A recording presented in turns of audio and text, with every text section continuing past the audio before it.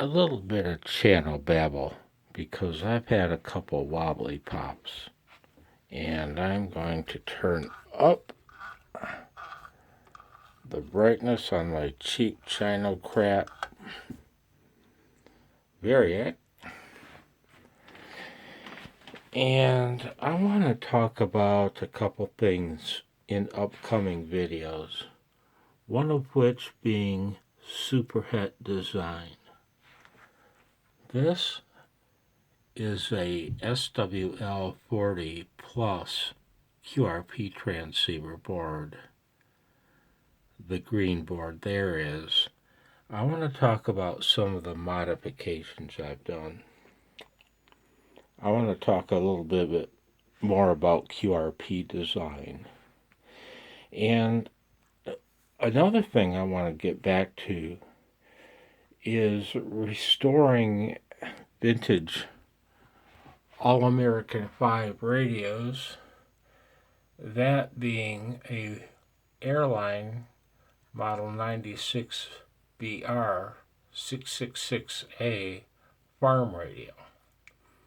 Runs on 6 volts DC only. Another one being that guy back there, the cabinet. But the ham radio stuff I want to do is there. What I want to do is outline what I've done to restore each of these Heathkit units, with the exception of that Helicopter's S120 receiver. These have all been purchased on eBay recently in the last 6 months or so, and they all need restoration. And what I'm going to do is post one video for each unit after it's been restored. And I'll briefly mention, I'm not going to show the restoration process, but I'll mention initial impressions. And then after the restoration is done, final thoughts on the restoration, how it went type of thing. And the reason I purchased all this crap, it's all Heathkit with the exceptions of that one Helicopter's receiver, and that is a model S120. The very first radio that I ever got in my whole life was a Helicopter's S107, given to me by my cousin Bonnie and her husband Ron Schmidt in the Upper Peninsula of Michigan when I was 13, I think, on vacation. So that began everything. So the reason I purchased all this Heathkit stuff is my mom and dad, my first real radio was that, a Heathkit HW16, right? And I was crystal controlled at the time.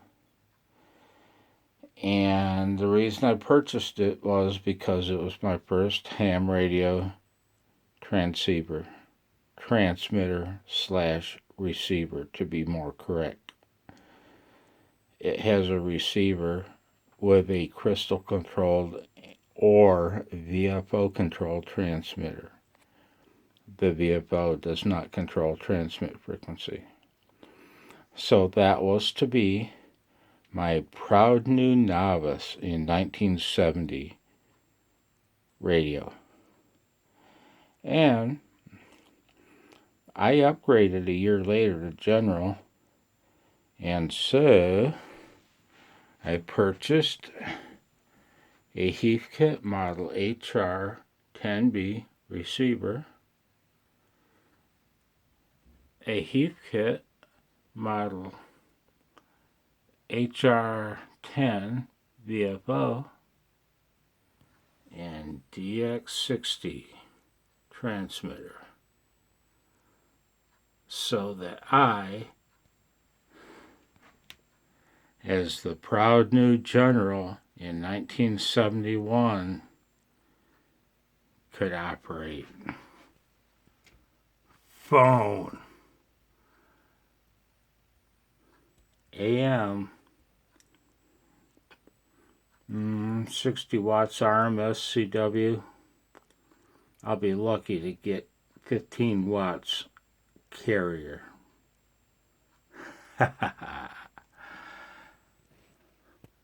And to go with my vintage station, SWR watt meter. And there you go. The capacity checker is out of place. It belongs on my electronics bench. And I'll only use it for shits and giggles when restoring an AA5 radio with my Heathkit VTVM Model B6 and my Heathkit SG8 signal generator.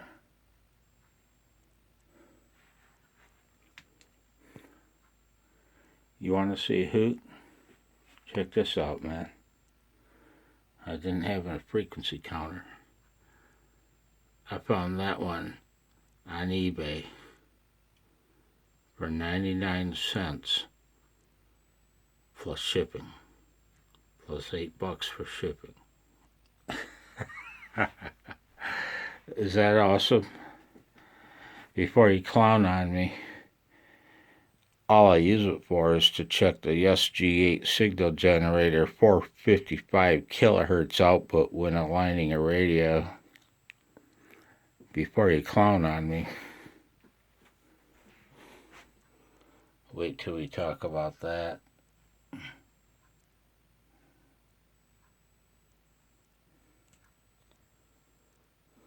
$73.